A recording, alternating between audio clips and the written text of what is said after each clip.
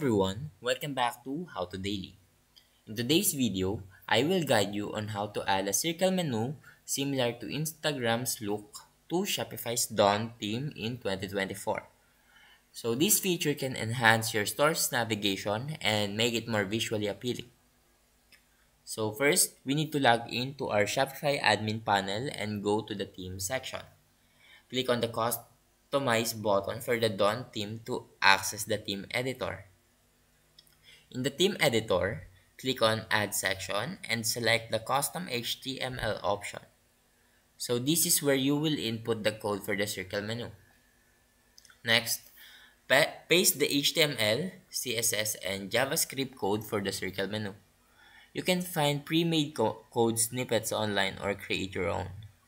Adjust the code to match your store's branding.